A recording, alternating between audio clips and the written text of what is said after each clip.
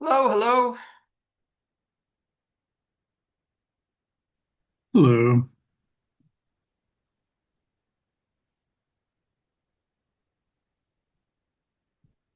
I'm waiting for the snow to end here. It's been a bad March. Oh. What's the forecast? Is there more? Ah, it's not going to do it for real, but it's going to be annoying. Sorry to hear. In Utah, we're still waiting for the snow to start. It's been a light winter. Did it snow in the mountains at least?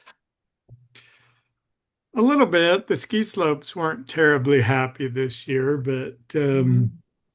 I think they had to make snow, groom the runs, and Mm.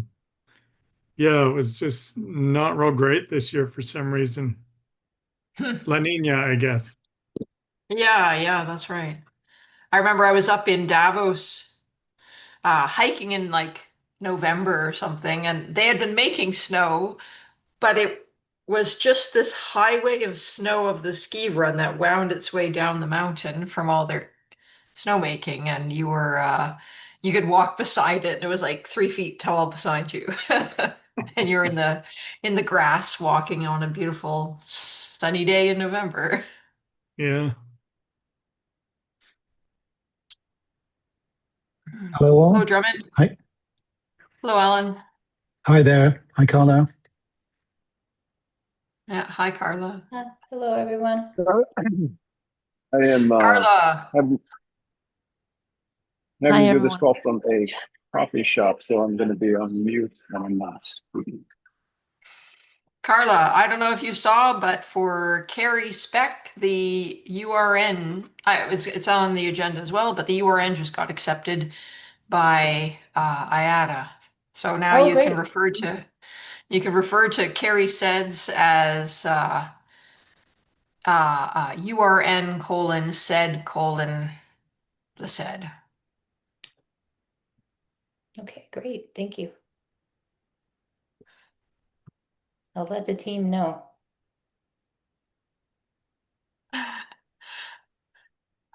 I'm trying to explain why this would be exciting, but anyway, I have a blog post that I wrote for it for to propose here because unless you're really into like identifiers, you're like, eh, that's nice. Well, hopefully they are.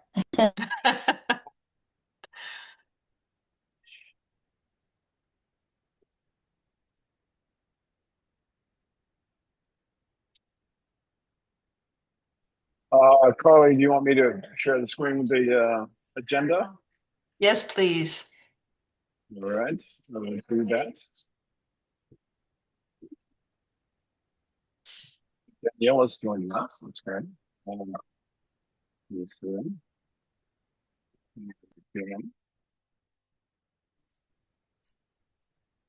all right, it's 4 minutes after. Should we get going? And again, I apologize for any background noise, but I have to do this particular call from a coffee shop. Even though I'm here in Seattle, I just had to do a meeting. I couldn't get home all the way beforehand. So stopped at my favorite coffee shop.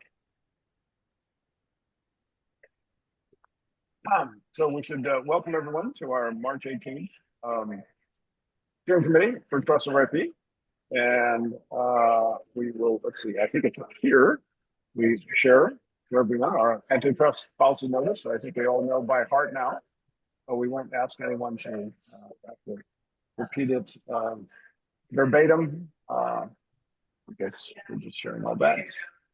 And oh, good. Harley is doing roll call as we speak. Um, thank you. And I have to have my screen to see is Aaron joining us today because he was going to speak to us about the LFDT Technical Advisory Committee. At least that was added to the agenda, and Scott and Carly and I weren't sure who added it, but we were glad to see it there. I don't know if Daniela, if you were David is aware of when perhaps he is planning to join later, or what we should expect in timing on that. Is he not on? I don't know. I don't see him listed. Let me ping him. Sure. We just, since it was on the agenda, we moved it to Yeah, be the yeah. first He thing. put it on there. He Yeah, signed up and he put it on there. So I was with him got when it. he did it. I mean, He may not have expected to be the first thing on the agenda too, so we can always come back to that okay. when he arrives. Um, okay, I guess let's just quickly do a review of the rest of the agenda so folks know what we're going to tackle today. By the way, we did have we're planning on welcoming Grace Rockmany, Executive Director of DIF, just so she can meet all of us. She is in at the ITF meeting in China this week, and she said the timing was not going to work out. It was going to require her to stay up quite late, so we're going to try and do that next month. Anyway, once Aaron hears, we're going to hear from him about the LTT TAC, talk about all member quarterly meetings, and then we're probably going to see some updates to the specification approval process and updates about the carry spec and also career protocol spec that are going through that process. Quick discussion about Global Digital Collaborative coming up in September. And then Steve is going to give us a progress report on the study initiative. And I will give a quick progress report on work coming out of the Decentralized Trust Graph Working Group and presentations we gave at LF Member Summit. And then, Dave, you've got the Q1 annual report. Should we pull that up and do that right next to Aaron? Arun, yeah, we could group Arun, I'm those sorry. together if that makes sense. Sure. Okay, let's do that. Again, I guess when he gets here, we can do that. So, Yeah, if we want to he wait on said this, he posted on the Discord. He's running a little bit late, so this works out great. that's fine. Well, we'll come back to that. Okay, so Carly, do you want to tackle the top of the all member quarterly meetings?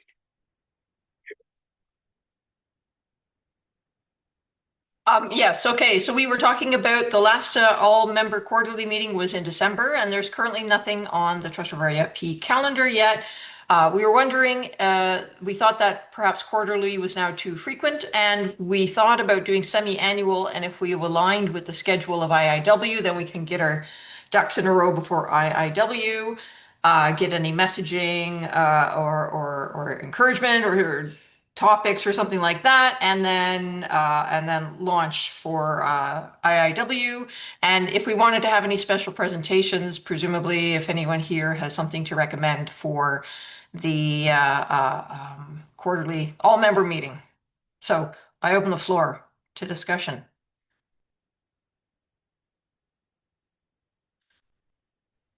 Semi-annual before IIW, what do people think? Yeah, Carly, go ahead. sorry, Go ahead, quickly, can Martina. you, since I'm newish, could you give some Yeah. background what happens in those until now quarterly calls?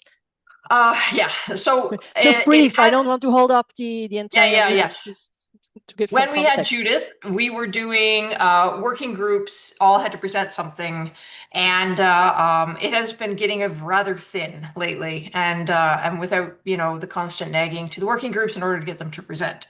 So, in order to serve the community better, then perhaps not as frequently, and just before IW, which would be an incentive to pull things together.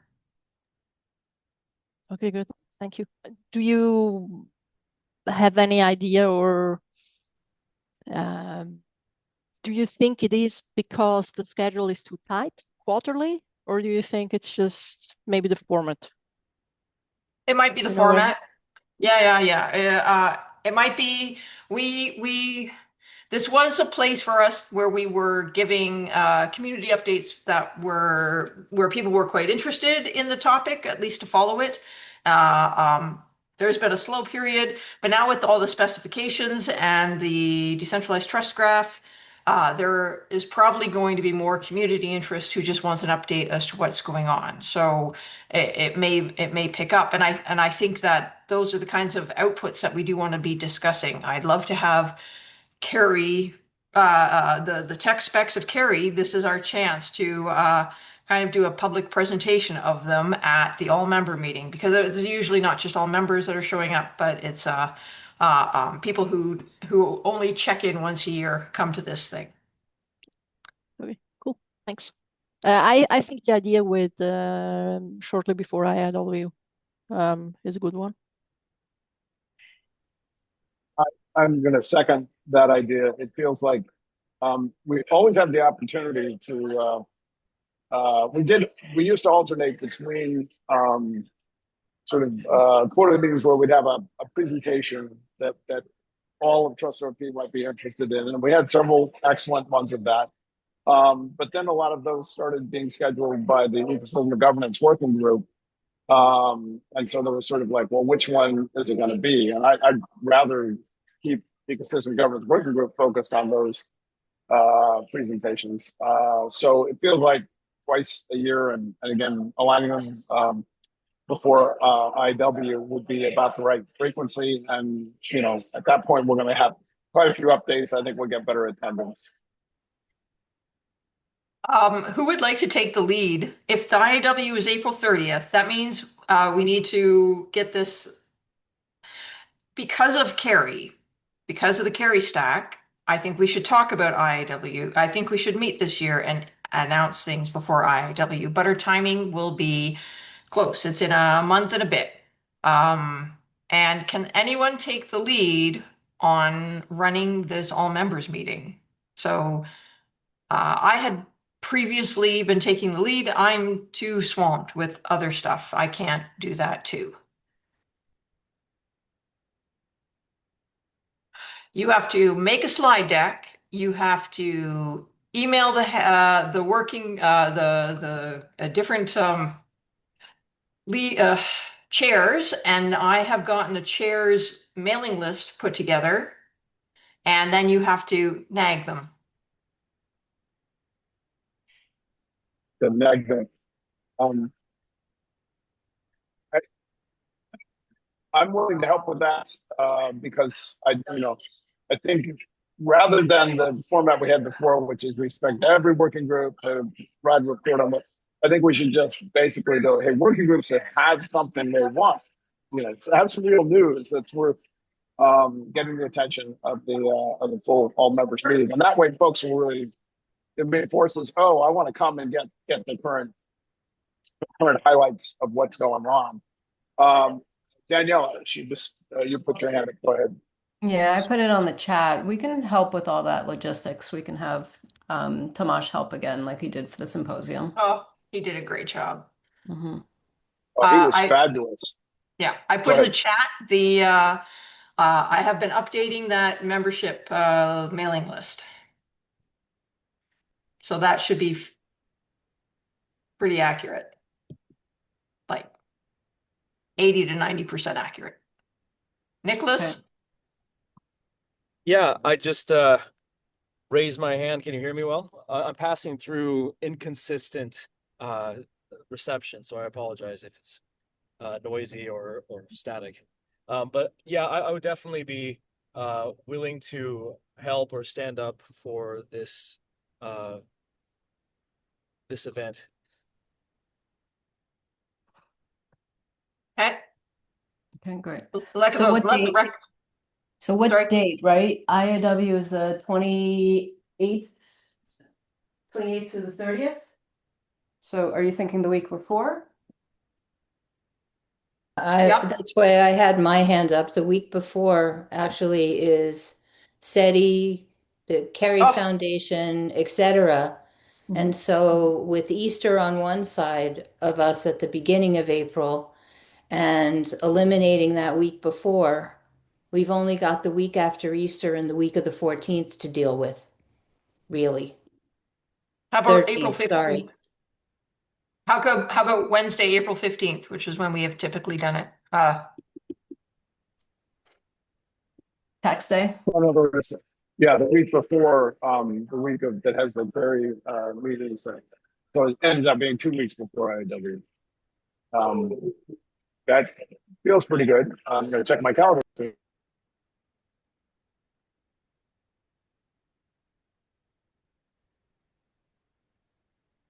I like John's suggestion.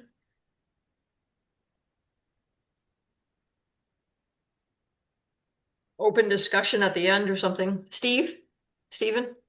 Yeah. Carla makes a great point about the activities the week before for Carrie and SETI.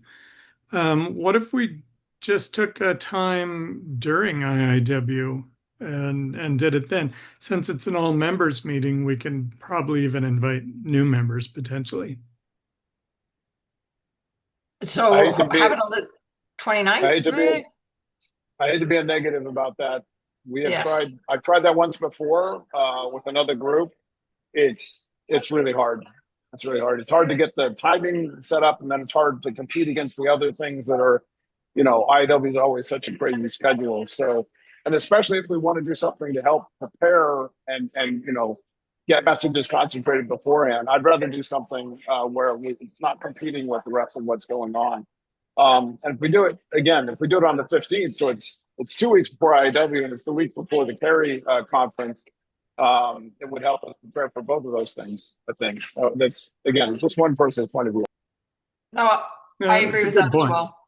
Yeah.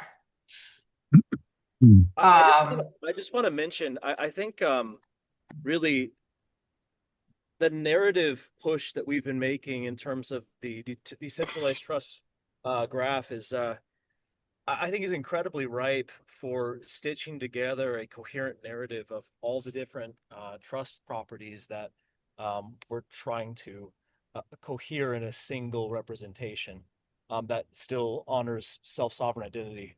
So I think this is a really interesting way to be a little less passive and more proactive in how we actually want to frame this all members meeting.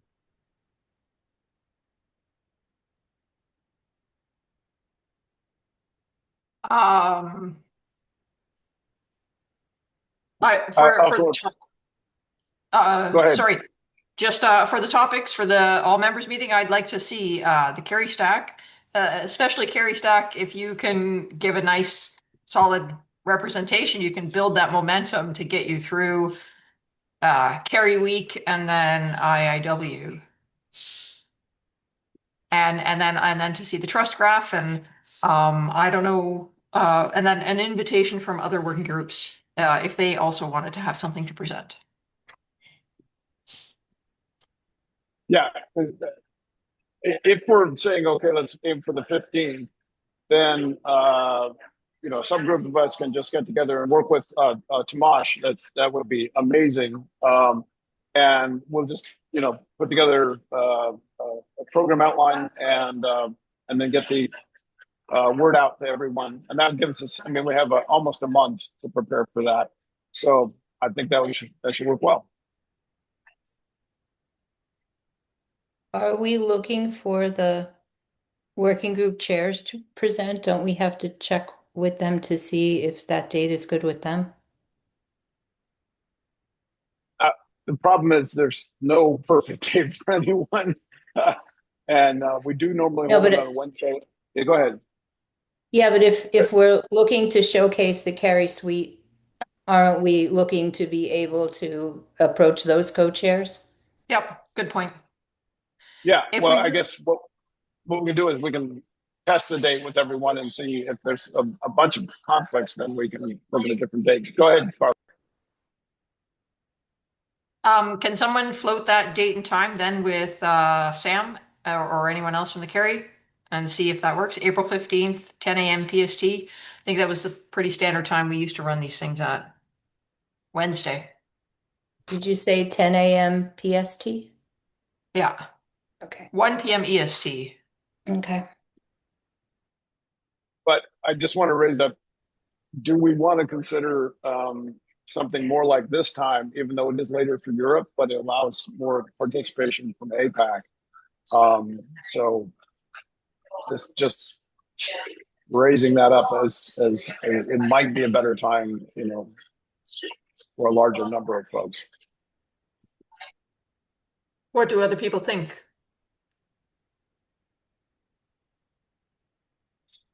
I think that's a good idea. I mean, this time's not crazy late for Europe. So I think this is good time. And it'll allow, folks like John Phillips, who I think would like to be able to attend. Yes, John, would that work better for you?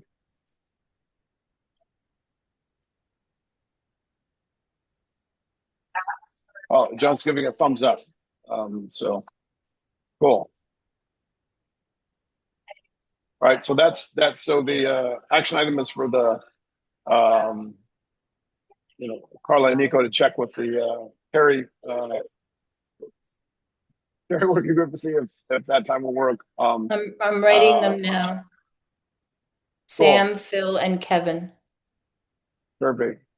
And at least two of the three co-chairs of the decentralized trust graph working group are here.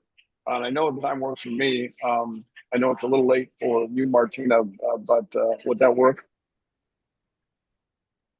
Which time? What time would it be? The same time, 2 o'clock. On the 15th. Wednesday. Said, right? Yeah. Yeah, it does work. Okay, that'd be awesome. All right. Seems like we have that topic covered. Should we now? Arun has joined us. Should we move now to the? Well, I realize I've been sharing this whole time and I've been looking at my calendar. So let me go back to Arun. We wanted to hear from you. You were going to tell us more about the Technical Advisory Committee. Sure. Hey everyone, I'm excited personally to see this and join this quorum here. I might have met some of you during the LFTT member summit recently. So there's quite a lot of interesting work that's happening within the trust over IP that we would like to further support in many ways possible. For instance, there are certain goals that as a tag that we have set up for this year that certainly will benefit from the trust over IP work. And many of the proposals that we are recently seeing also aligns well with the structured work that's happening over here. For instance, like recently we received a project proposal in lab space, which was about proof of process. And there were like few other project proposals that we see that are more towards how do I prove provenance of human involvement, or how do I prove provenance of there was an intent from the user? And I know such questions are generally answered through the work that majority of the working groups or other groups within the trust over IP has been putting up. And we would like to support in those fronts. And when we talk about technical advisory council helping out in this case, I'm thinking it in more in terms of providing a forum or providing a stage for trust over IP to demonstrate what you have, and maybe bring in people from other forums or other places that you would like to collaborate with. There could be an opportunity where we can even build something which can be, let's say, as we call like feeding in the solution that we are building in, so that we demonstrate the value out of what we are doing here. So if you have any recommendations for the way we can benefit within the LFTT, that could be another way to look at it. So there are multiple avenues for how we engage and how we collaborate. And I'm personally open to learn from this quorum and open up that gateway so that we continue this engagement.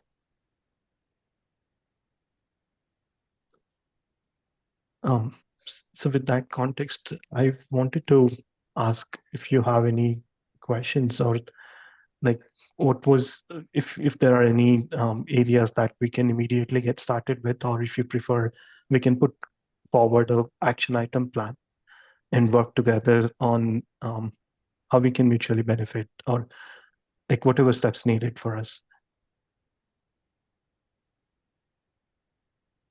That's a very generous offer, and certainly I think we saw for those of us that attended Linux Foundation Member Summit, there is increasing synergy of some of the things we're working on with other LFDT projects and other Linux Foundation projects as a whole. Um, what do you have in mind, Arun, for how that collaboration process would work? What would be the best way to kick it off? Sure. So just like from a vision standpoint, I want LFTT to become LFTT to become a place for anything to do with trust, and people should say, "Hey, if I have a question related to trust, here is the space, and here here is where I get all my answers." And um, in terms of how we foresee like collaboration, um, we can identify common areas that, let's say, if there are areas which you want somebody to go and build, let's say, build a proof of concept out of um, some proposals that you have, or some of the working group recommendations that you have, or if you want to even feed in some of that work that you have and input that into, let's say, adoption. I know, like previously when Jim had challenged on challenge LFTT to have, um, hey, can we have, let's say, Linux kernel contributors have verified, can we have a verified tag to them? Can we have a verifiable way to ensure like they are humans, right? So such kind of questions. We can sort out like immediate action items which we can tackle. That's how I see like how we can get started. If you have any priorities from within the TSC, um, we can look at them as well. Or the other option could be, I can one of the things that we are currently working on from within the TAC is bringing together many of the contributors from across the labs and project teams, categorize them, and identify the areas that they are focusing on, and bring them in a core in a bring them in together, right? And we could identify areas of interest to trust our IPs interest, and we can bring those contributors together, have them collaborate with you. That could be maybe like immediate action item that we can foresee. Um, or if like, as I said, I'm open and we are open for recommendations. Carly? Yeah, that's one thing I've been thinking about is to learn a bit more about what the different projects are under LFDT and to find overlap, etc., synergy, whatever. And rather than having random presentations, yes, if the TAC can recommend like some good connections, then perhaps we can in set up this as a special meeting or whatever, a discussion period, a bit of an agenda, some hopeful outcomes out of the conversation, that kind of thing, with an introduction about what you could look for. I think that's a good idea. So yeah, I'll certainly take that note, and we'll keep this committee in loop for that work. Drummond? I was literally typing the same suggestion into the chat, and Carly was just mouthing it. So we're saying I love the idea of, and if we schedule that meeting, enough in advance, we can again get the word out to our working groups and folks. I know decentralized trust graph working would be interested in that because for lots of reasons. I think the carry suite probably would, ecosystem and governance. So we can come prepared to say, well, these are things we're working on, and we'd love to find out who else can use. And meanwhile, I love the fact that I'd really like to learn more about all the other LFDT projects, and because I do agree with this whole thing of, if we become the place folks turn for trust solutions, then yeah, we're doing our job. And it is called LF Decentralized Trust, so sounds like a good fit. Um, who would do you want to a couple of us to work with you, Arun, on scheduling that meeting? How do you want to, or should we just discuss that on Discord? How do you want to proceed with that? I'm open. So we could let's set up a regular sync between like if somebody can coordinate from Trust over IP steering committee, um, we can have those conversation within the TSC Discord or within the TAC Discord, and if needed, we can also have regular check-ins as needed to measure the progress, or we could leverage one of these meetings to measure the progress, right? The and maybe like I'm just thinking out loud, just yesterday or like when I was exploring on like which other projects can we like how do we better communicate on the potential use cases of what we are building and how we can bring in more adoption to some of the projects that we have. I came across one of the use cases where somebody built a firmware deployment process using Carry protocol, and that intrigued in a way that that's a space that nobody would even imagine, like firmware deployment and then thinking about something like Carry protocol, right? So it would be nice also if you have any such adoption cases that we can potentially talk about so that people are educated on the potential use cases, on possibilities that they otherwise may not consider, like just from reading about these things. And I'm pretty certain we'll find more of those when we, start having, or at least have one good kickoff exploratory meeting. So, yeah, so that's sounds like we can take either the tax channel, of course, is available on Discord, so you can have the discussion there, or we can do it in. You can join the steering committee channel that we have, and we can discuss it there. But I like the idea of scheduling that. I will certainly try and make that a priority, and we could, again, if we schedule enough in advance, we can invite the other working group chairs who are interested to join that. Sure. Maybe I would also welcome any feedback in terms of have you had any challenges in if somebody wanted to work on some proposal or idea or a concept and then the framework did not allow for them to build under LFTT in the past, and what were those kind of challenges that you saw or within the TOIP, like if there are any opportunities for us to improvise, those could be another way of feedback for us. Okay, we'll be. I don't know. I think that would be great. I have to say, Daniela and David and staff have been doing a pretty good job of getting any of those challenges out of our way. So we're plowing ahead. But I think it would be great to again explore that synergy. And so we should do that. David, you had a topic related to the tax that you also wanted to bring up, right?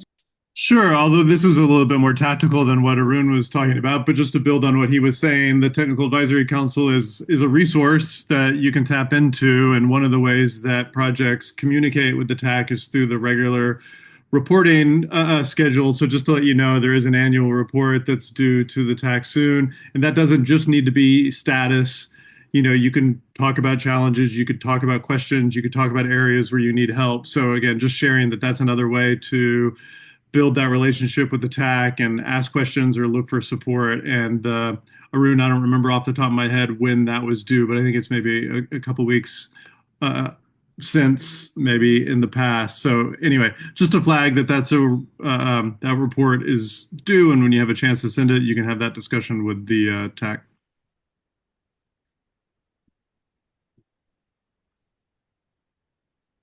Who's authoring that report? So the last one, after enough nagging from Arun and understanding how the process worked, I went ahead and did it. I had a little help from my AI friends. It's really pretty straightforward. So, and I think I think, Arun, we have now, because we are a JDF project, emerging standards, as opposed to the open source format. We have a format we can follow for providing that. So, yeah, I'm willing to take it's so if the action item is to do the report. Are we talking about the report for this quarter? Is that the next one that you requested for? I mean, I can let Arun jump in too and give more detail, but the report for the first quarter of the year is an annual report, so it's a little bit broader in scope than the regular quarterly report. I see. Okay, so the first quarter is the annual report. In any case, I don't think it would be. I'm happy to help coordinate that because, again, I knew the last one. Yes, and so Carly is willing to work with me on that. Any other steering committee member that wants to help, feel free to put up your hand. Otherwise, we'll just say yes. We will get that on the schedule, and I should be able to get that done. And I'm going to go back to Thanks. Notes, and I'll add that as an action there. This up later.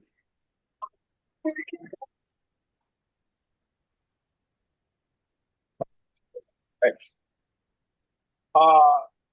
Okay. Arun, anything else that you want to bring up, or we're ready to move on to our next agenda? Sure. Yeah, that's all the topics I wanted to bring up, but please don't hesitate reaching out to any of us. Reach out to the staff or us, like hit ups on Tag Discord, or if you want urgent help on anything, feel free to reach out personally as well. But I want to see this collaboration moving forward and setting a direction for the entire community, so that I don't want us to be in a position where, hey, we should have done something and we missed that boat. Hey, now we are in this case. Let's be ahead of that curve. I strongly appreciate that, and given the fact that we're, and I think it's on the schedule at the end, but because one of our outputs of our, the work we're doing is, and now it's both specs from multiple places, but also the decentralized source code working group and code. It's now in LFDT Labs is proposed to be what, for instance, Linux kernel is going to be using for their decentralized trust solution. We hope it becomes a decentralized trust solution for, all open source projects that need one. We're reaching a point where our outputs are, the Linux Foundation is dogfooding them themselves. So we really do want to collaborate with any other LFDT projects in producing those solutions, because they're really good for all of our brands and for solving the real problems, starting with our home base here. So that's great. Thank you for the work you've been doing, helping do that coordination. All right, let's hop on to the next agenda item, which I think Carly takes us over to the specification approval process. So ball over to you. Oh, okay. So I'm going to share my screen quickly. We have already approved in Trust over IP. The steering committee has already approved the deliverable process. This is now for the technical standards deliverables. However, I have been working with the different groups that are going through that approval process, including Daryl, Carrie, did WebS now. And based on feedback from there to try and smooth out the process, I've been making recommended changes to this deliverable process. I don't know.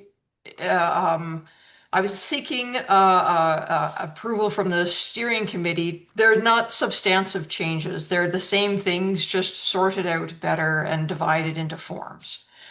So then I'm going to continue to work on this, and I suppose I will send it to. We are following it with the next specifications. And then I will send this to the steering committee, and next month then we will vote on the approval of this specification. Sound good? Carly, when you say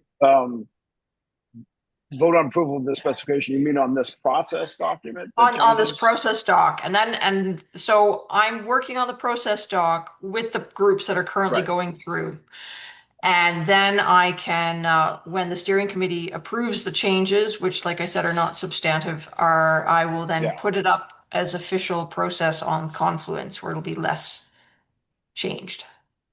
Yeah. Yeah. Okay. That sounds good. I guess we can we can look at it as the carry specs and now TRQP, which we'll be talking about shortly, are sort of our beta testing of the process, and we're making some adjustments. And we thank you and also the folks going through that, the working group chairs and representatives for helping us, smooth out the process. And it's going fairly well overall. Okay, well, in that case, I think then we go on. Our next agenda items are actually talking about the two updates on the two working groups going through that process, which starts with the carry group. And so who wants to take lead on that one?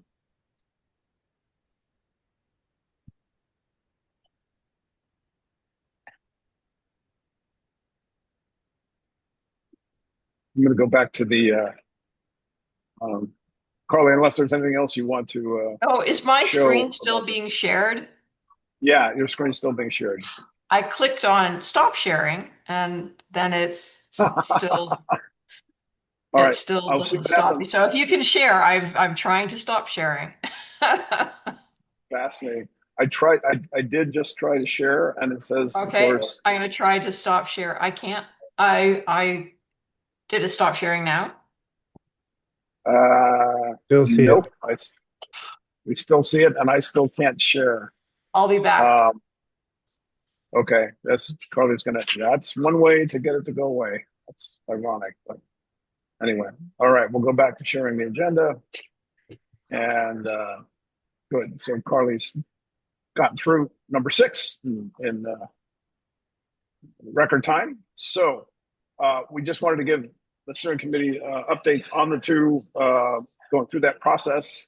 And the carry update, I think, is relatively short as we're waiting for Carly to come back. She's already explained that the DOIs that need to be registered have happened. So the carry specs all have DOIs now. I know that process has been a little frustrating because things have to all happen in a certain order. But I understand that's done. She can say more about that when she's back. So I think the open question that she wanted to discuss was the next step on the blog post. And if she's in any case, Nico, you, Carla, go ahead. Yeah, so we've already initiated some discussions around what that would look like. That being Carly, not Carla, and I. We really just need to bring together, ideally, what going in depth, featuring and doing it in a blog post form. Essentially, what we'd be doing at the all members meeting, going into why ACDC matters, why Caesar matters, why carry as a whole matters. And yeah, I just think the details of that I frankly haven't had the time to hammer out. But if we just put some dates on the calendar, talk about it, work through it together, I think it'll get done. The question is, do we want to get this done before the all members summit or release it in tandem with that? But I'm open to suggestions. So. That's a great question. I would say the answer is pretty much it's up to you. And I mean the working group is certainly one person's point of view is absolutely no later than that. If we could make that, we can make that part of the advertising for that all member meeting and saying, hey, we're going to have an announcement of our first. Publicly released TrustRP approved technical specifications, and so make sure to come for that. However, if you want to do it before that, since that's almost a month away, that we can do that too.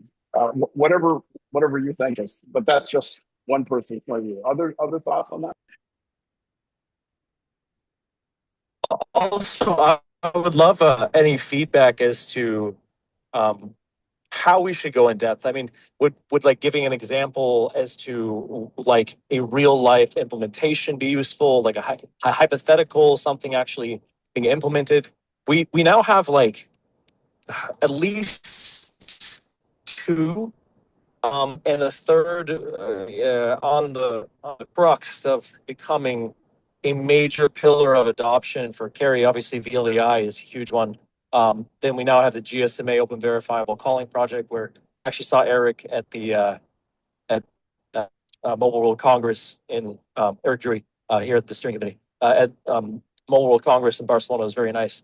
So that's another clear example of how these technical specifications are not just cool. They don't just have these nice ideas, but you can really see them affecting how trust is being propagated in networks. I don't know. I'm just thinking, riffing off the top of my head. Is the goal to appeal to a technical audience or a more general one? We could talk about that quite a bit. I have a very specific suggestion, which is um, this is another place where LFDT has some really fantastic staff that is very experienced in this and could work with you and the Carry team in helping craft that. They had great advice and feedback. We did a blog post, for instance, recently about the progress on the Linux Foundation. The kernel maintainer verification work and the decentralized trust graph working group. They had great feedback and guidance on that. So I would point you in that direction. I will say one thing, just as a technical communicator, if you have real world examples you can point to, absolutely headline news. That's all the theoretical specs make a difference when they're actually being implemented. So that's fantastic stories to tell. You might even consider maybe a series of posts if you've got a longer story to tell. And but whatever, that would be my Well, I mean, Drummond. Drummond, the wonderful part is like this kind of, if we could take like a first person perspective of what it looks like to have a seamless transition from one root of trust to another, like you log in with your VLEI credential, your official organizational role, you then use that to say officially like link a phone number with this device, so you know that a representative from Microsoft is actually calling your phone instead of some scammer. And then you do that into actually accessing medical records from an American medical institution root of trust. You could actually show like in a realistic way the flow there, and that would be very ambitious and probably beyond the scope of this, but it could be something that we kind of build up to it as a completely separate thing. I don't know. Again, just off the top of my head, it's something that is possible. You bet. All good. I would certainly, as I listen to that, think that definitely also look at a short video about that. Right, you could do a nice a piece that would get a lot of play out there, actually illustrating like that scenario, and maybe having a couple, having just watched the Oscars and the short documentary. It's just like get that out there. Anyway, happy to talk more about that, but it sounds like you know I was just you can going get to I was just going to also second that. I think anytime we can get real life working examples of Carry out there, the better. So I would go in that direction. I second that. absolutely.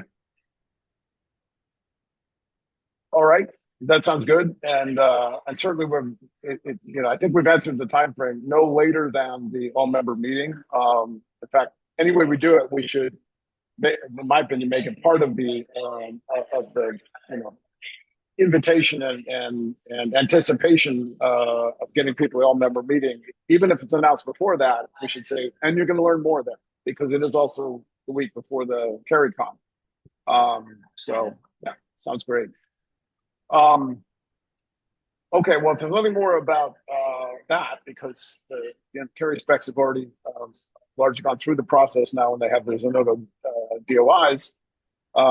Let's turn it over to the next one going through the process, which is GRQP spec from the Trust Registry Task Force of the Technical Staff Working Group. And ball over to Daryl and Carly to get us an update on that. Okay, I'll take it away. I put the link in the chat. Daryl has gone through and filled out a form. Daryl has submitted that he would like the Trust Registry Query Protocol to form a committee to analyze it and then send it for submission. So this is following the draft proposal that I was showing earlier. So this is the submission. You can have a look at it. I would like to suggest that it's ready for approval today quickly because it's already gone through technical specs. We're mainly approving that it is like the chairs that he's has suggested in here, and this is the reference to all the links and everything like that.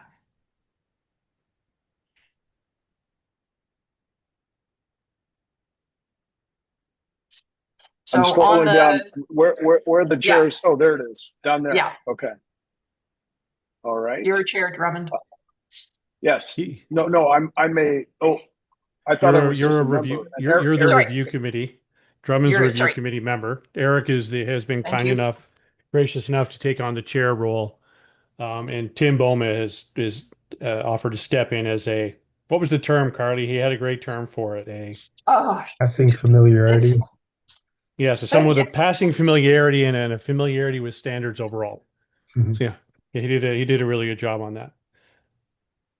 Yes. And just a heads up, I know there was discussion earlier on the overall process. Couple of things. One, it's exciting that we need a process. That's we've been around for 5 years and we're now popping things out. It's taken this long. We need a process, but the process itself, I am not one who likes process. But I was very happy to see that it made some sense. It made the overall specification better. It was a reorganization. It wasn't, I would call it, not substantive changes to the spec, but it was much more readable, and it was very, very helpful. The process has helped us gather the information that's needed. What went on over the past few years with public reviews. We did 2 of them. How did we bring in externals? The fact that the public review brought in externals was a bonus. But also, it's just been nice. It has not been. I think the committee has done a good job on that process overall. So kudos. Thank you, Daryl. Hey, and for those who know me, might be surprised that I'm complimenting someone on creating process. That's a lot from Daryl. What were you going to say, Carly? Are we ready to briefly, are we ready to approve the committee to go out and collect the evidence to bring back to the committee to approve the spec? Well, I mean, I'm a member of the committee, so I'm not sure. Is any? I don't think I should have. I have to abstain from a vote, but I want whoever else might have an issue. I certainly think we're ready, and Daryl's done a great. Daryl and Claude together. I don't know which one to give more credit to. I've prepared everything, according to process. So, absolutely, I think we're ready to go. In fact, I have only one question for Daryl, which is: we had the 2 options of expedited and regular review. Are you just looking for regular review or expedited review? So that was, I guess, if there's a failing of the process, I don't know the difference. That's why I typed in something to the following effect that the goal is for it to be reviewed at the April 15th steering committee meeting. So I don't know if that means expedited or normal. Good question. I'm going to double check that. We need to have the committee's review paperwork 2 weeks before next meeting so that we can look it over and then approve it. So does the review committee have to be, does the review committee have to be done before then? The review committee, yeah. The review committee needs to fill out the next form. Okay. with that was that checklist, which I know you've already gone through. The checklist, yeah, that's already Yeah. the content is Yeah. being produced. I mean, that's obviously up to the chair and the committee members Yeah. to go through it and Yeah. sign off on that. But yes. Yeah. And then they sign off on it on a third form, which comes to the committee, and we need 2 weeks Okay. to look at that. And then we approve it at that meeting. So I can say that's just normal process. And if your goal, Daryl, is approval at the next meeting on April, which is, April 15th. Oh, that's right. Now that we put this into the same time, Other that's we going to put actually the all conflict with. committee members. Yeah, exactly. Yeah. All right. This is a good point. All right. Well, we'll think about that. In any case, I think that's very doable in that time frame, especially if we've already done most of the checklist work. So that should work. We do have to figure that out if we're going to hold the all members meeting. I mean, maybe we should tackle that right now and say, do we want to still hold our meeting on that day and do it earlier, or do we want to move the all member meeting to earlier or later? What do folks think? Let's just tackle that problem. Let's tackle that problem right after this. So Eric. That's right. Eric, yes. You had a comment? The question is that if we're aiming for mid-April and you need paperwork 2 weeks before that, that means we've got a 2-week window to gather everything, right? And is that enough? I mean, most of it right now, this is really going to be up to you and the rest of the committee.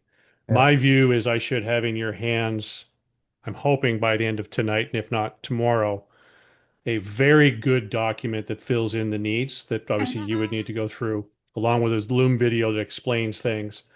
And it should be relatively simple to go through. Right. But timelines, the difficulty is I do disappear on Saturday to Australia but this is critical. I'll be checking in on it. So. Okay, so first, do we have I nominate that the steering committee approve the review committee for Eric's Daryl and the Trust Registry Query Protocol V2 submission. I nominate that we approve that. Do I have a second? Again, I'm a member of the committee, so I don't know if I should second. Is anyone else willing to second? It's not a member of the committee. I'll second it. Thank you, Steve. All right. Okay, so past Daryl, you have your committee, and when you get the documents to us, then we can be prepared and then pass it at the next steering committee review. Awesome. Thank you, folks. Good work. This is pretty exciting.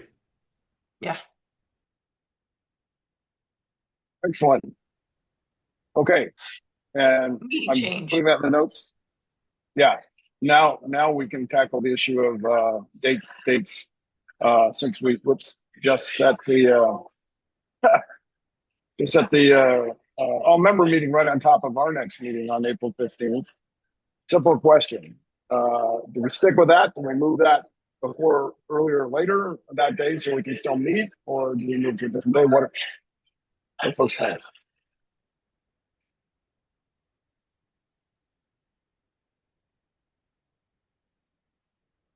I think only earlier would work because then later gets late for other time zones. So would we have time to review the specs? are you saying earlier in the day? Were you talking about day, earlier of the same day? Yeah, I was actually talking about earlier the same day. That I mean, what if because we have the two together? What if we just schedule an hour meeting and move it 1 hour earlier? So it'd be we start at 1 Pacific, hold the steering committee meeting, and then we go into the all member meeting. Would that work for folks? We better have a short meeting next time because we have to discuss the whole spec. We have to discuss the approval of the Trust over IP Trust Registry Query Protocol spec. So then I hope that the other points for the meeting are short. That's I'm agreeing with that. At the same time, if we know that's the major. I don't think we have any other. At least right now, I'm not anticipating any other major agenda items at that point. And we're about to have an all member meeting where we can cover other things. So I don't know. I think it would work. So I'll put it this way: is there any objection to us? Okay, it works for Carly. It will make for a total 2-hour meeting chunk. All right, then we will go with that. I will take the action item about. I'll note it later. Okay, good. We're doing well, and I will give a quick report. Or no, we have three agenda items left. The GDC item is a pretty quick one. Is Danielle is still here. So the question here, so GDC, Global Digital Collaboration, is, if anyone's not familiar with it, it is this will be the second one, and it's going to accept. It's put on by sponsoring organizations throughout the whole space. Besides Linux Foundation organizations, it's standards organizations, it's bodies, pretty much every kind of civil society or governmental body dealing with digital identity and trust is the way I would put it. They're going to accept up to 50 sponsoring organizations this time. And I'm pretty certain, I was going to ask Daniela, LFDT is already one of them. Is that correct? No. Oh, okay. Not yet. Yep. Perfect time to discuss this. That's why I put it on the agenda. Good. Okay, well then I'm going to turn it over to you. Please share your perspective on GDC and what you think you think we should approach it.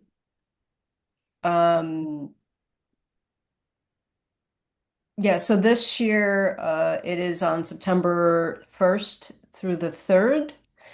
It's in Geneva, Switzerland. I put the link on there. I put the co-organizers from last year, but if you can see, and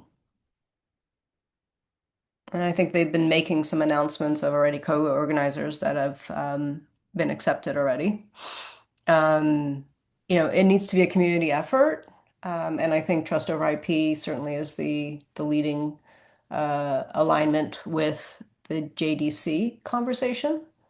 And I didn't want to put forth the community without having the community agree or not agree to be at JDC. So let me ask you a question quickly. Are you proposing then, because I totally agree with you, is the question on the table, is it Trust over IP that should be applying, or Linux Foundation Decentralized Trust? And you just want to check with us about being part of that. What are you proposing? Because ultimately I need people to want to go to Geneva, right? I need people to propose. We need people to propose sessions for the JDC. We need people to, the process that they've set last year, and Daryl knows because he was part of it. I don't know, Daryl, you guys submit this year already for IRA? Sorry, you're on mute, Daryl. As IRA, we have submitted. We are not going to be doing as heavy a lift as we did last time, Danielle. As you would recall, it was incredible amount of work to get that out, and we learned from it. We do believe we're going to be running, 2 to 3 sessions, but it is a lot of work to prepare for. All right, yeah. And in order to call a session, you have to organize with another co-organizer. So there's lots of work to do. I'm happy to support and put some resources to support the community, but I need you all to say that Trust over IP community wants to nominate sessions, that you'll travel to Geneva. It's the same week as Identity Week so that's the other Dice thing. in Copenhagen? Dice in Copenhagen? Is it the No, same? Washington. Identity Week America. Yeah. Okay. So is it the same? So it's the first or the third, which is I think a Monday through a Wednesday. What are the dates of Identity Week in Washington? 2nd and 3rd of September. Hmm. So it's a direct overlap, unfortunately. Hmm.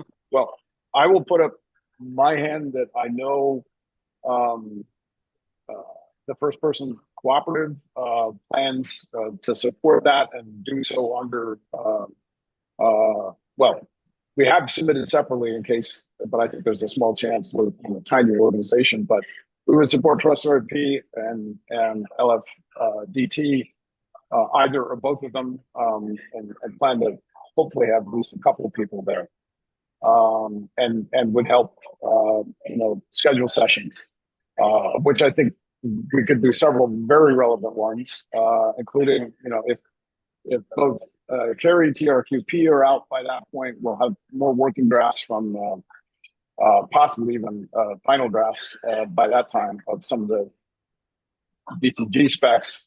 Yeah, we've got a good story to tell there. So, is there anyone else who can put up their hand and say yes, you want to support it, or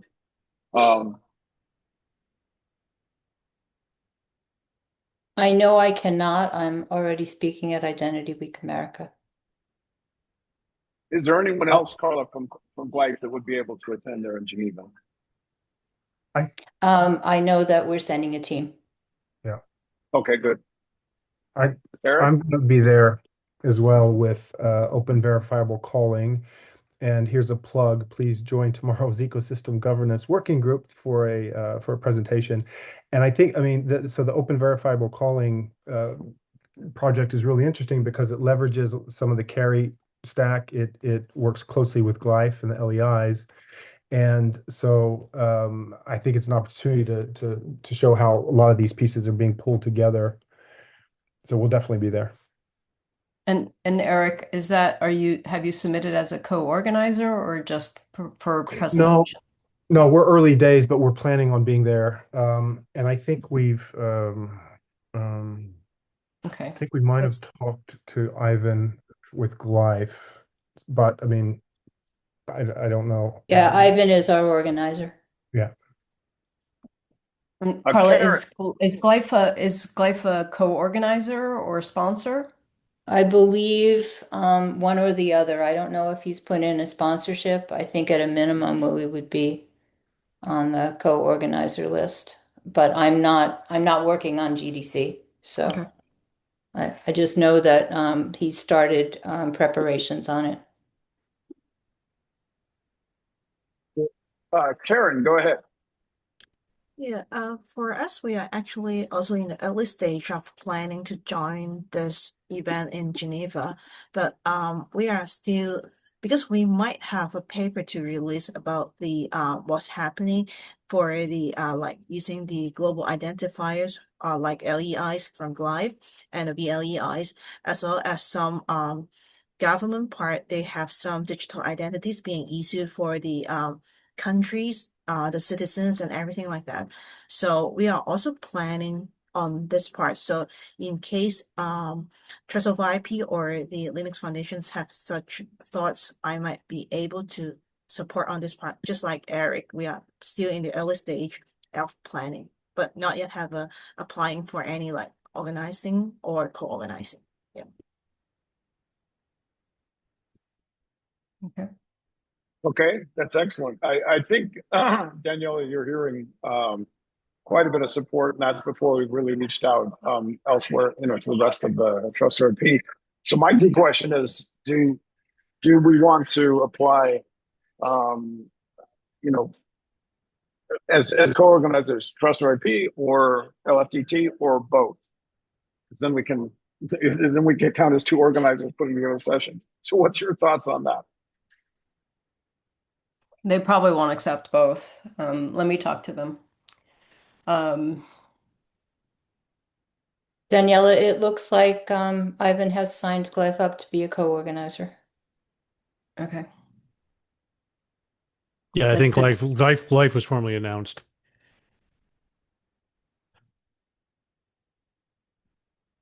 Okay, great.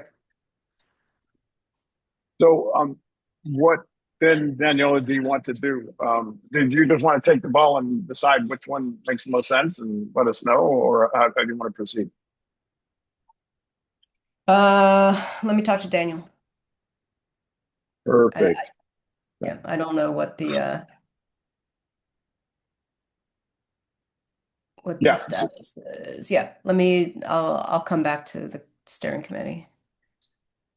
Okay, I'll just note action. Daniela is going to talk to Daniel Borchetta.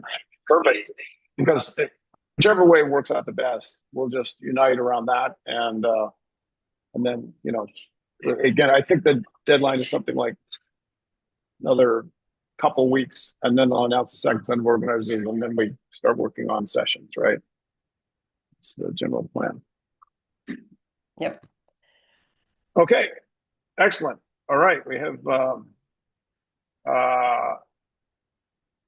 two things left here, and looks like 19 minutes. And the tell you what, Steve, I want to give you the maximum amount of time, so I'm briefly going to just simply copy this link to the blog post that we put up about the sessions that we had at Summit Freeman Agency and LFD Centralized Trust, and really wonderful reception, great discussion about again starting to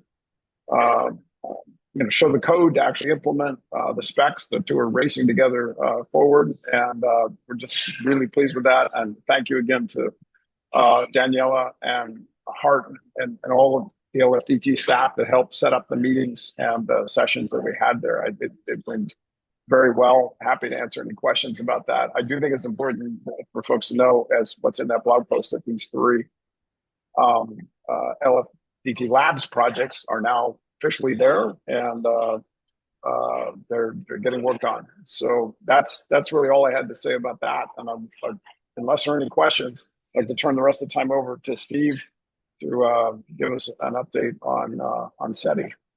Yeah, and just a quick, in that blog post that Drummond shared, there's also a video from the session, if you all want to take a listen. Oh, that's right. You managed to stream it too, so yeah. It was, and Greg just this morning told me that he's published it on the maintainers list. Cool. And we didn't actually, I don't think we said that in the blog post explicitly, but just sharing among folks here, because we're racing, or we're moving forward with both the specs and the code, and we want to keep that going. The general sense was that target we're aiming for now is the October meeting of the Linux Foundation Linux kernel maintainers summit in Prague, of all things. And just in case anyone is interested, the latest Dan Brown book called The Secret of Secrets is set in Prague, and it's like a tour of the whole town. So we're putting together a small group of us that are planning to go to Prague for that meeting, and we're going to go visit a bunch of the places that Dan Brown's covering in that book. So there you go. Anyway, that's the time frame we're going to try and work under to be ready to have the maintainers say, okay, this thing's mature enough for us to start the transition over to. So pretty exciting. And now, Steve, over to you. You have 16 minutes to tell us how SETI is going to change the world of digital identity. Well, thank you for giving me the time at the end of the meeting, standing in between people and the exit. Yeah, it's been a busy legislative session. So for those who don't know, I'm a commissioner on the Utah Privacy Commission. And so part of what we do is we look at all sorts of different programs in the state, and we analyze them from a privacy perspective and give suggestions, make other recommendations, recommend standards, all sorts of things. And so one of the things that we've done a lot with this year is what's called SB 275, or the State Endorsed Digital Identity Bill. I will drop a link to that in the chat. Yeah, it's long, it's fun, it's interesting. It's all written in legalese. What's interesting about this is Utah is creating a new type of digital identity that is very user-centric. The idea is that we want to acknowledge that individuals own their identity, not the state. So this is something that's presented by the individual to the state for endorsement and not given by the state to the individual. And that when I describe it to people like the birth certificate process, it resonates pretty well. But typically legislation, state and country laws don't look at it that way. So anyway, I put the text there. You can read through it. I'll give you some of the highlights.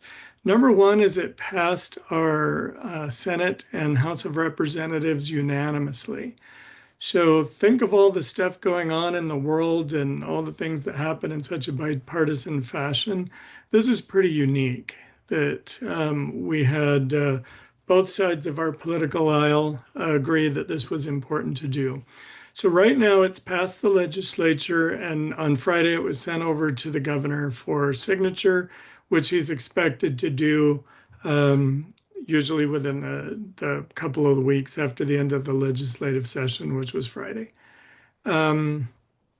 So what it does is it creates a new program. So last year we had a SETI bill, which started the process for evaluating things leading up to an identity. This is actually kicking off the program within the Department of Government Operations. So a couple of notable things that are in the bill. There's a digital identity bill of rights. So similar to the U.S. Constitution, there are the first 10 amendments to the Constitution constitute what's called the Bill of Rights. So this was modeled after that. These are rights kind of against government in support of the individual. And so there's a number of things. I won't go through all of them right now. SETI is now going to be required for any new government system that accepts any type of digital identity, whatever it is. So for new systems, they'll have to, and they can accept other types of digital identity, but they'll have to accept SETI in the process. The bill specifically calls out the typical things the government regulates: alcohol sales, cigarette sales. It also calls out healthcare systems. So any healthcare organization that accepts more than $10 million of public funding will have to support SETI in its systems. And so by hitting some of those areas, there's a path to wide scale adoption. So people wanting to purchase, vapes or cigarettes or whatever at the convenience store, they will have to, if they want to present a digital identity, it should be this one. Other things that are in there, there's a duty of loyalty. Think of that as terms of service. So you share your identity, your name, your email, your phone number. Think of it like terms of service you're giving to the verifier, that they can use that for the terms you've agreed on to make the sale, to send you information, but they can't sell that identity information the way they've been doing kind of wholesale. And so the duty of loyalty talks about how your data will be used when it's provided under using a SETI. There's also the notion of guardianship, and this is something that has not been in too many digital identity paradigms and isn't really enacted anywhere the way we're envisioning it. So this is things like parents can act on behalf of their children, or an elderly parent, or a disabled person, whether child or adult, that someone can act as their legal guardian, and in so doing, they'll be able to use their digital identity in that capacity. The other thing, we don't talk about it too much, but it also repeals the electronic license certificate or identification card program that was started here in the state in 2020. So this will supersede that. Um, let's see. Now it's important to note this does not. There was a fiscal note attached to the bill which talks about how much it's going to cost to operate in and from the government side. There wasn't money assigned to like for proposals and grants and things like that uh, for commercial entities. So what's going to happen is basically this is putting in place the framework. Eventually, that will include a technology stack, which it does not right now. There's no technology specified in the bill. That's gonna be forthcoming. And so the government is not providing funding to build this per se. What they're doing is providing requirements for all the various areas where identity is accepted. So, for example, if you're in the business of creating payment terminals that will go into gas stations and convenience stores, and you want to allow digital identity to be accepted for proof of identity and age, then that's where you're going to get the contract from. So there won't be like a SETI contract with a specific vendor that builds SETI.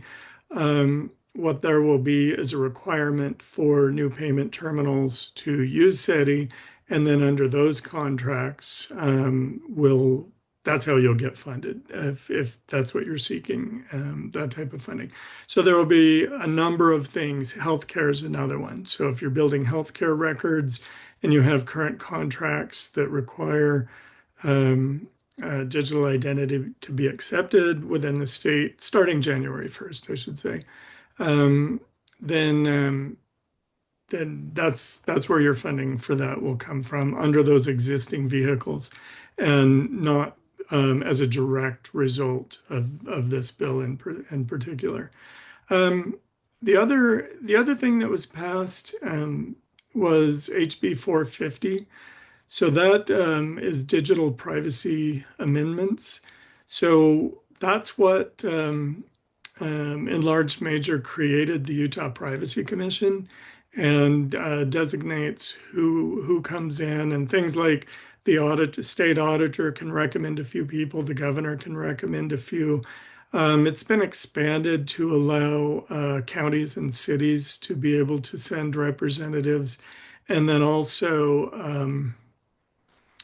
um, yeah, I guess that's all I'll say on that for right now. But it did transfer the Privacy Commission from the state auditor to the Office of Data Privacy, where it will operate. And that's probably that created a lot of discussion in the auditor's role. They want oversight over the operation of the program in order to ensure compliance with whatever standards are chosen. But the Office of Data Privacy will actually run the program. And so in the end, it was kind of seen that even though we're taking it out of the auditor and putting it in the Office of Data Privacy, the division of labor was specified so that the auditor still gets their oversight role, but the Office of Data Privacy gets the operational role. Let's see. The other thing that's been announced, and I can probably drop that in the chat too, is the SETI Summit on April 20th and 21st. This isn't a summit in the sense that we're inviting lots of technologists to learn how to program and how to implement SETI, as it were. What this is, um, it's more of trying to get other states to see what we're doing here in Utah regards to SETI and to get them on board as well. So people who should attend are governor's offices, executive leadership, legislators, state CIOs, CTOs, privacy and cybersecurity officials, and so forth. And so people in that public policy arena, that's who this is intended to be for. Let's see. There will be other summits that are a little more implementation oriented, but that's what this one is right now. And so that's the week before IIW. Can I just ask quickly on that? Yes. There's Mhm. don't those dates overlap with the CarryCon? I think they're in the same week, but if I've got my dates correctly, they're on opposite ends of the week. It's Oh, okay. Monday, So Tuesday, SETI, and Wednesday, Thursday, CarryConf. okay, so I sort of figured they were. Actually, it's going to be. I thought it was Tuesday. Both Carry Conf and the SETI Summit going to be happening, but the SETI Summit was going to be within the first half of the day, and the Carry Conf was going to be in the second half. So there's a little bit of overlap, but I think it's intentionally designed to be so. Oh, I didn't hear that from Hank, so thanks for the update.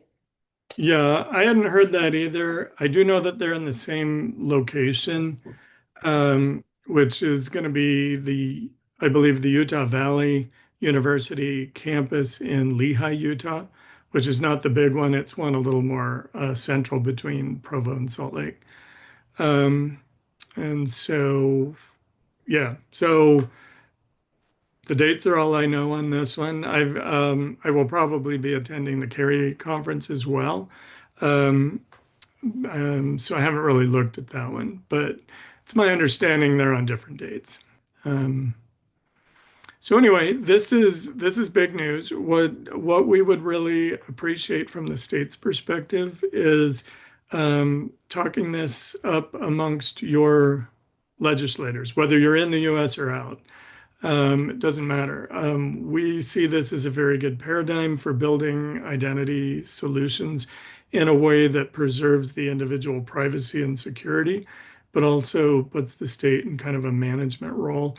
And it very much follows the traditional SSI paradigm that we've all been working on for lots of years. So, yeah, if you get in touch with your legislators, feel free to point them my direction. I'd be happy to talk to them and then get them in touch with the uh, right full-time people at the state where they can find out more. That's about it.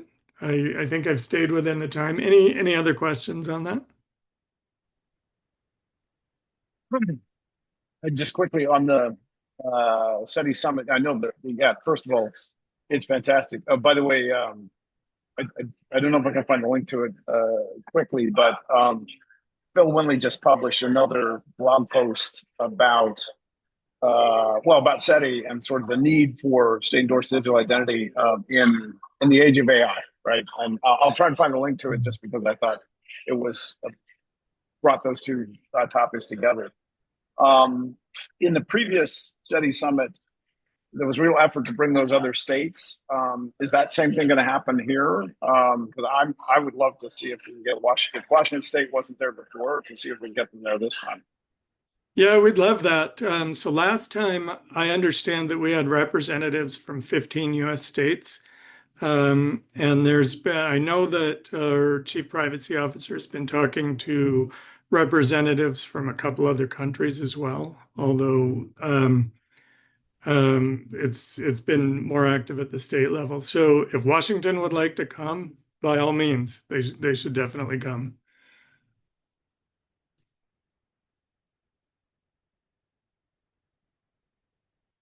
Cool. And I'm putting in the chat right now. That's the post from Phil Whitney. Maki, go ahead. Yeah, actually, I just wanted to ask in terms of the key challenges you've heard from the last event, and what would you expect this time? Like the key challenges in terms of implementing and integrating with such frameworks in public sector. Well, anything new is always hard. Um, and so there's that. There were some questions out of the MDL community about why this is happening versus using MDLs, and they might disagree. Our no phone home effort we presented at IIW last April kind of drew lots of attention to that. So what this is intended to do is be very, very security positive as well as privacy positive. But we're also looking at ways to be interoperable with other systems as well. And so, yeah, interoperability, we're out of time. I'd go a little more into what my thoughts are on that. But I think it's a problem to be solved, not a dilemma to be avoided. So, yeah, the that's a thing that's debate. making this just real quick, the thing that's making this happen so quickly is it's happening from a public policy perspective, meaning it's a state requirement. And state things will require it, such as, alcohol, tobacco, healthcare kinds of things. Interesting, those three are all in the same sentence, but that's by doing it that way, it's creating a demand. And so it feels to me like they're trying to seed both sides of the network effect with buyers and sellers, holders and verifiers kind of thing. And so it's happening in a different way, which is cool. Absolutely. I have to say, Christopher Bramwell gave a wonderful talk about it at the Summit for Human Agency day before the LFMS, and he's a super spokesperson for it. So you got a great cast. Thank you, Steve, very much. I know we're out of time here today, but hopefully you convinced half of the steering committee to all come to the SETI Summit. And I'm certain John Phillips is ready to just fly up there from Australia. Yeah. Anyway, I'm really hoping I can make it there. It's going to be a long 2 weeks between Utah and then IAW, but we'll find a way to do it. All right, I think we're at time. Is there anything else anyone wants to bring up today? Sorry, I have one more thing. And that is, I put in the post, I would like to go forward with a blog post, maybe from the Linux Foundation Decentralized Trust, about the passing of the URN specification for SEDS. I have drafted something, Daniela, if I talk with you about it. I also thought it was interesting if you have a look in one of the links from LinkedIn there that Daniela shared, their LinkedIn is using a URN. They have URN:LI:activity, and it's right in their URL. There you go. Excellent. We'll have the first SRP URN registration. So Can I it's ask done. one question before we leave? This is important, or I wouldn't bring it up. How do we refer to carry now that it's passed out of trust over IP? Do we call it a Linux Foundation standard, an LFTT standard, or a trust over IP? How do we refer to it? Or a JDF standard, just for fun. Yeah. Daniela, is that a question you can give a simple answer to? Oh, what have we done? What have you done in the past? Have did you when trust over IP was standalone? What? Well, so we've never had to answer that question because we've never had a technical specification. It's taken us, 5 3/4 years to get to our first technical specification. It's been approved at the SRP approved deliverable level. So we haven't had to answer this question before. So that's why we're asking our executive director. Yeah, because it gets kind of long. Is this something do you want to bat around or I mean, yeah, I let know me that think. Steve and others, yeah, go ahead. Yeah, let me think through it and see how we've referred to other like specs and stuff. Yeah. We know as a JDF we're your problem child that way. Yeah. So, We're about but to hey, announce a new community spec project as well. And so we're doing a lot of work right now, just making sure that everyone knows how to describe these things that fall under the bigger umbrella. So I will good. take that That on. would be great. I'll add my thoughts into the Discord channel. That would be perfect. And I'm just going to note that action item for you. You're going to let, and I know that Steve needs to know because they're communicating, to a wider audience. And that's, anyway, all Yeah, good. we just want to make sure that we don't overstate. We would like to say personally approved by Linus himself, if you can get that past the bureaucracy. Yes. But, we want to be accurate, actually. So, Yeah, well, that's good. All right, excellent. I know I'm late for another call, so I'm going to have to go. I think everyone does. Thank you all for taking the time. This is what the steering committee is for, and we really appreciate it. We'll see all of you on the next set of meetings. Thank you. Thanks all. Bye, everyone. Carly, send me that link, and I'll have Emily take care of it. Bye.